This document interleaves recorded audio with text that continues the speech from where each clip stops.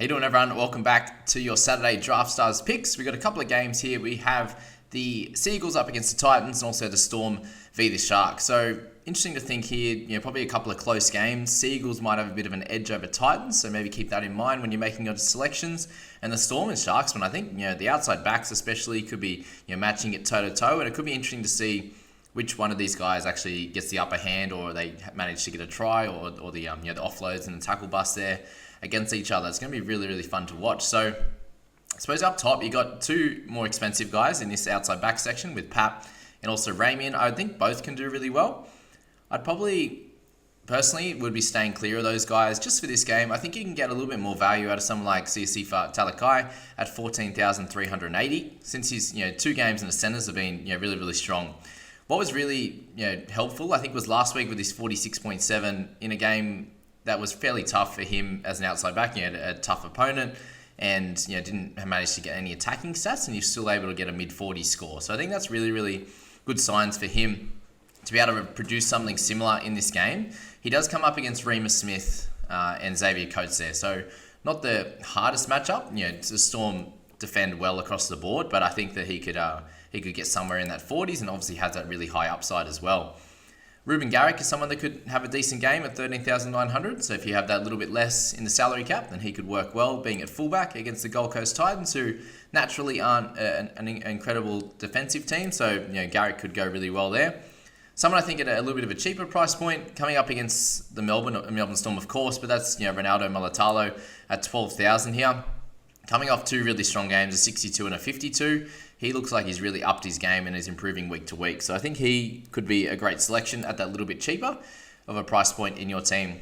Other guys a little bit cheaper there. Philip Sammy is someone you could talk about just briefly there at 11,150. When he plays, he's super consistent. So he's played 4 games with a low of 34, so you could do worse than having Philip Sammy in your team for sure. And the last one on this list, I think, would be Talatau Gula at 10,100, who comes in 2 games, obviously one off the bench early on in the year, and then the 33.8 the last time he played. So he was just had a little niggle last week as to why he didn't play. So if you want to go for him at 10,000, he could provide some value for you in that center position. Super fast, potential to get some tries, some tackle breaks, and a try assist as well. So cool is there. And then if you wanted to go someone really light, you could go for someone like Hiroti, who has always done fairly well in his time on the park for the Sharks, but just hasn't had a lot of game time or potential games this year especially. So if you had to go the $9,000 route, then Hiroti could be one to select in that one. Okay, so there's plenty of guys to select in this halves and hooker position. If you want to go right up top, obviously the DCE and the Hines combo could be really good. I think DCE has a little bit more opportunity for attacking stats in this game, which might have a little bit more benefit than picking Hines. So just a little bit more expensive, that $500 more expensive, then DCE is probably a man that you want to pick. But if you're playing the separate games, the Manly and the Gold Coast game by itself, and then in the Melbourne and Cronulla game by itself, then having both of those guys in your team could be ideal. The one at a little bit of a cheaper price point that I think would be a good one this week would be Harriet Grant at 20,080 there. Coming off, a really, really good score last week. He's at a low of 52.7. I think at that point, you got 4,000, 5,000 cheaper than Hines and DCE, and should be able to provide a similar result. So I think Harriet Grant at 20,000 there would be a great player to pop in your side. There aren't too many more in this section here that I'd be selecting, other than Cam McInnes. He's now being named on an edge with Britton Nakora ruled out with COVID, unfortunately. So 12,800 for him.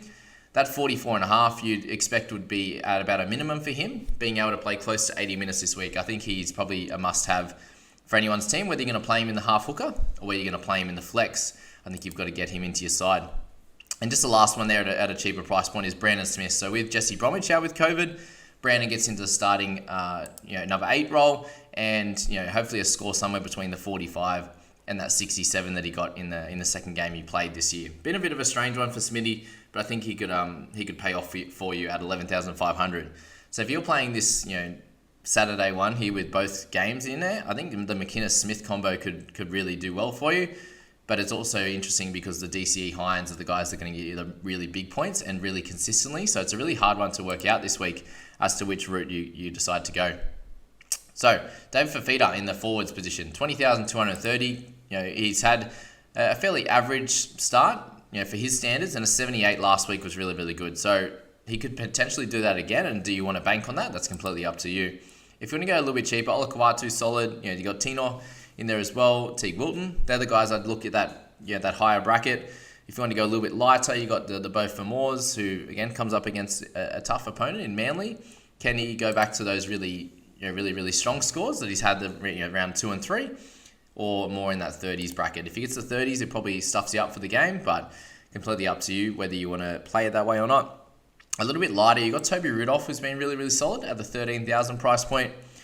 Apart from the first game, he's had a 39, 2 39s and a 43 with a 50 in there as well. So if you can get somewhere around that 40 for him, then that's going to be solid for your team as a little bit of a banker in the mids. Andrew Davies been solid the last few weeks, so you could go for him and the 12,750 and try and get somewhere in the low 40s for him would be good. And then you've got other guys like Baseka at the 10,500 mark who could do well. You got Hamlin Ueli at 9,800. So guys that you could plug in to get around that 35, potentially 40 if they get a few attacking stats. That would be pretty solid in this forwards pack. But anyway, guys, that's probably it on this video. There's a bunch of different guys you can select and a lot of different strategies to go. As I spoke about in the half hookers, whether you could spend up big on that, you could go the cheaper guys and spend up in the outside backs if you want the Ramey and Pap, or you can spend up a bit in the forwards and go for feeder, for example. So that's my thoughts, guys. I hope you enjoyed that, and good luck tonight and in tomorrow's games as well. See you later.